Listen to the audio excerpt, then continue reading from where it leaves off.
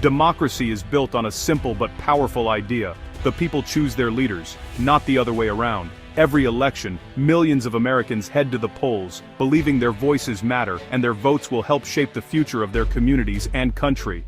But the way our voting maps are drawn can either strengthen or weaken this fundamental promise. When politicians have the power to draw their own districts, they can manipulate the system to protect their interests, rather than serve the people. This flips the very idea of democracy on its head, making it possible for elected officials to choose their voters instead of voters choosing their representatives. The process of drawing voting maps, known as redistricting, might seem technical or distant, but it has a direct impact on our daily lives. The lines on these maps decide which communities are kept together, who gets a real chance to compete, and whether every vote truly counts. When maps are drawn fairly, they reflect the true makeup of our neighborhoods and ensure that everyone has an equal say. Fair maps mean that every vote carries the same weight, no matter where you live or who you are. They allow communities, large and small, urban and rural, diverse and unified, to elect leaders who genuinely represent their needs and values. This is how we build trust in our system and encourage more people to participate in our democracy. But when politicians manipulate district lines through a practice called gerrymandering, they tilt the playing field in their favor. Gerrymandering lets parties pick their voters, locking in power for years, or even decades. It's a way to silence opposition, weaken the influence of certain communities, and make elections less competitive. The consequences are serious. Gerrymandering undermines trust in our elections, discourages people from voting, and makes many feel like their voices don't matter. It can even fuel anger and division, as people see their communities split apart, or their votes drowned out. Instead of encouraging compromise and cooperation, unfair maps often lead to gridlock and extremism. When politicians feel safe in their seats, they have little incentive to listen to all their constituents or work across the aisle. This can make government less responsive and more polarized, leaving important issues unsolved. The fight for fair maps is about more than just lines on a page. It's about protecting the very core of American democracy. It's about making sure that every person, regardless of background or zip code, has an equal voice in the decisions that shape our lives. When districts are drawn fairly, competition thrives. Representatives must listen to all voices, not just those of their party or base. This leads to better debates, more responsive government, and policies that reflect the true needs of the people. The stakes in redistricting are nothing less than the future of our republic.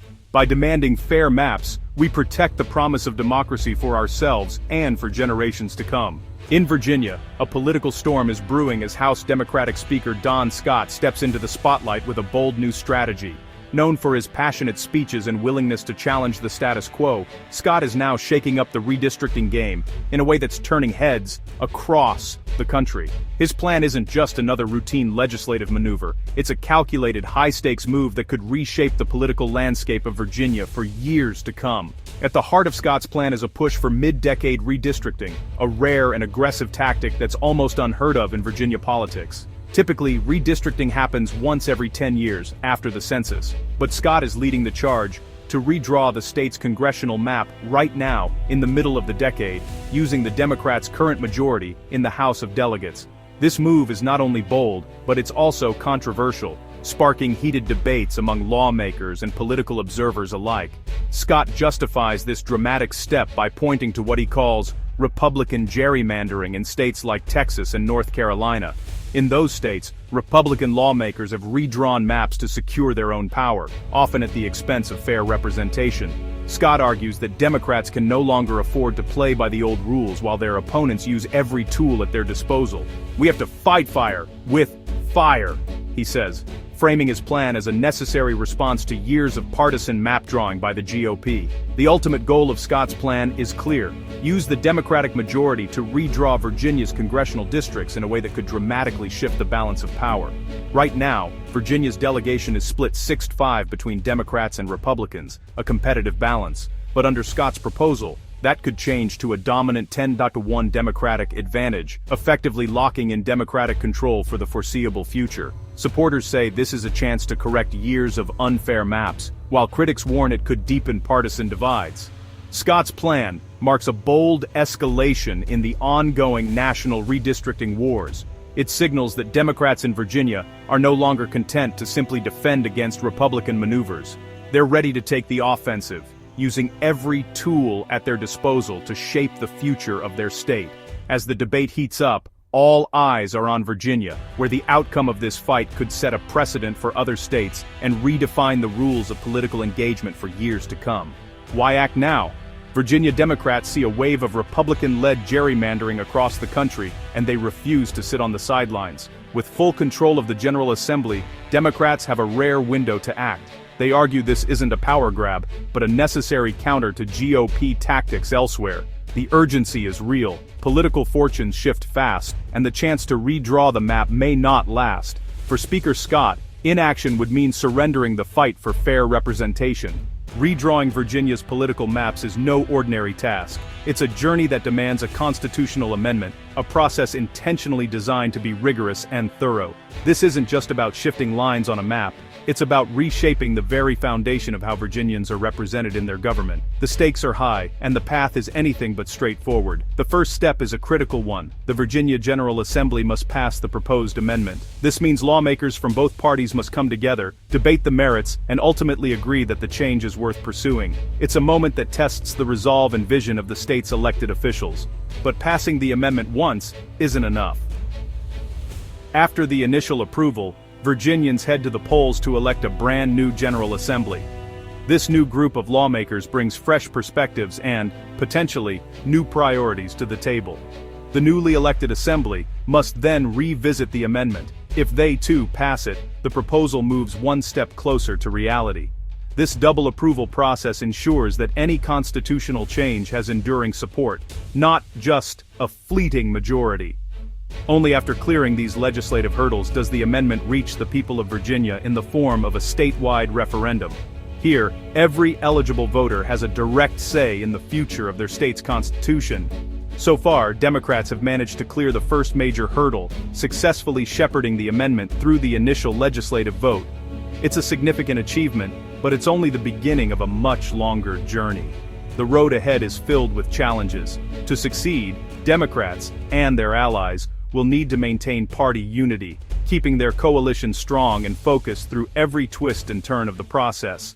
They'll also need to make a compelling, persuasive case to the voters of Virginia, explaining why this extraordinary step is not only justified, but necessary for fair representation and a stronger democracy.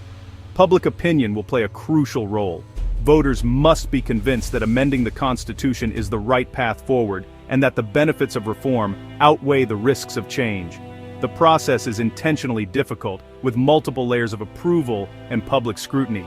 This ensures that only proposals with broad, lasting support can make it through the gauntlet of Virginia's constitutional system. In the end, it's a journey that tests the will of lawmakers, the wisdom of voters, and the strength of Virginia's democracy, ensuring that only the most vital and widely supported changes become part of the state's constitution. The endgame.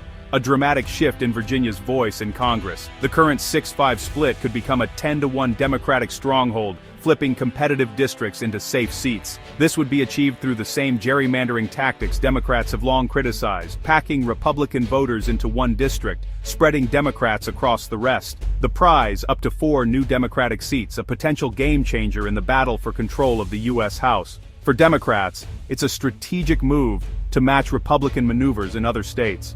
Virginia's plan is part of a broader trend.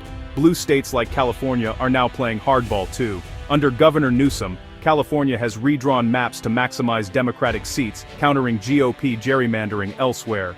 This tit-for-tat approach is shrinking the number of competitive districts nationwide, fueling polarization. Both states show Democrats are prioritizing power over process, arguing that matching Republican tactics is the only way to stay competitive. The result? A more divided Congress, with fewer moderates and more entrenched partisanship.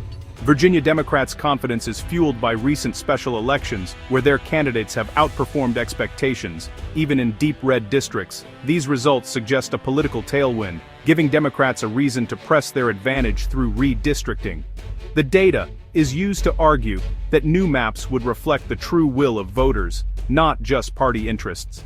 For Speaker Scott, the momentum is a green light to lock in gains and turn voter enthusiasm into lasting political power. Virginia's redistricting could tip the balance in Congress, threatening Speaker Mike Johnson's hold on the House. A Democratic majority would be a major check on a possible second Trump presidency, blocking his agenda and launching investigations. For Republicans, it's a nightmare scenario. For Democrats, it's a strategic fortress. The fight over Virginia's maps is a microcosm of the national battle for power, showing how state decisions can reshape the future of American democracy.